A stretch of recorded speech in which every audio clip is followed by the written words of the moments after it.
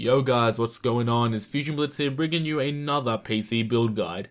So recently there have been a lot of GPUs being launched by both Nvidia and AMD.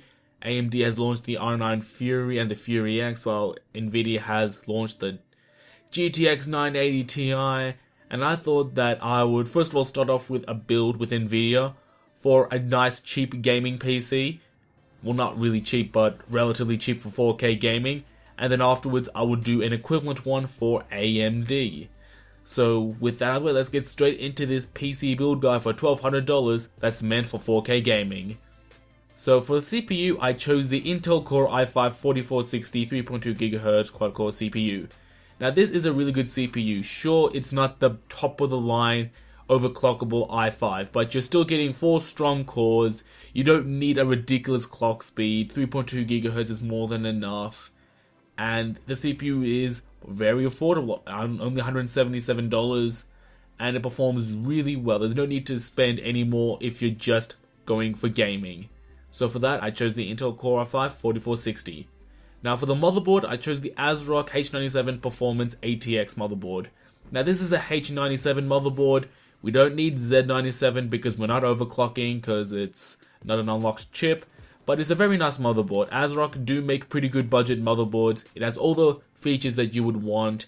And let's be real here, there is pretty much no performance difference between motherboards, so you might as well go with the one that looks nice and is within your budget. Now this one has a nice little red color scheme, so the whole color build, the whole build will be like, you know, red based. But it looks pretty nice, performs just as you'd expect, and it's just a pretty good motherboard. Now for RAM, I chose G.Skill Aegis 16GB of DDR3 memory. Now for $80 you're getting 16GB of RAM. Now while games might not necessarily require 16GB of RAM right now, games are starting to use more RAM and use a bunch more system resources more effectively. So having that extra bit of RAM is always going to be useful, and it's even more useful if you're doing some video editing or some productive work like that, or maybe you just have a shit ton of Chrome tabs open.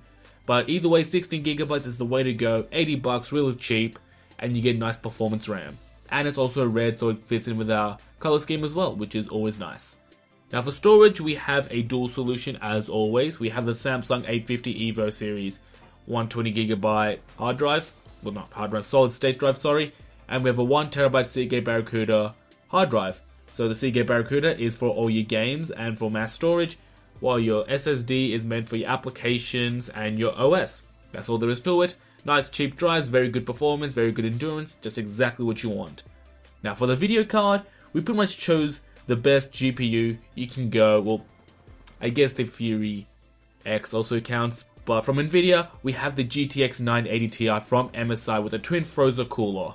Now this is a very nice GPU. It has a nice color scheme, it has high performance fans, it's relatively quiet, and it performs like an absolute beast.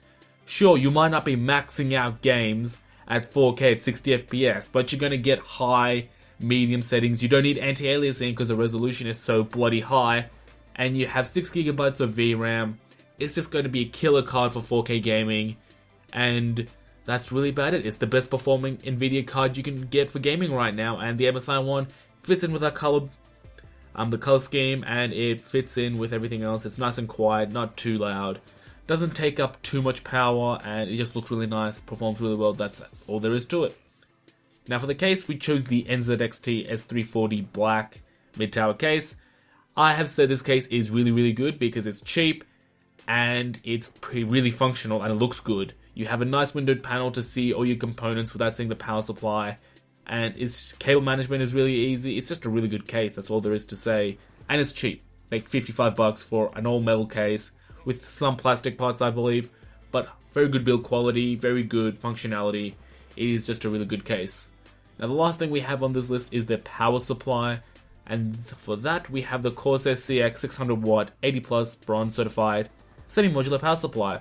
So it's semi-modular, which helps when you're doing cable management, and it's 600 watts, which is more than enough for this build. It doesn't use that much power, it uses roughly 450 watts, and that extra 150 watts is going to give you some leeway for overclocking on your 980 Ti, which it can definitely do. It overclocks quite well, and that's really it. It's just a nice power supply, it's nice and cheap, semi-modular, bronze power, efficiency, and that's really about it. Now this comes down to $1,229.78. Now for 4K gaming, this is a really low price. Before, you'd have to spend a lot more. You'd have to get like SLI 780 Ti's to even think about 4K gaming. But now you can get that with a single 980 Ti. Sure, it's not going to be equivalent to two 780 Ti's in all games, but in games that have shitty SLI profiles and games that are just optimized for the new cards through Nvidia drivers and whatnot, you're just going to have a blast playing 4K games. And in the future, if you decide you need another freaking 980 Ti for whatever reason, you can just go ahead and chuck that in, and you're good to go. You'll be able to play 4K games, max setting 60 FPS. And that's really it about this build guide. It's a nice cheap build for 4K gaming. I'll be uploading another build soon with an AMD option for those people that like AMD, because, you know, people have their preferences. But that's it for this video. Hopefully you guys enjoyed, and as always, thanks for watching. Peace out.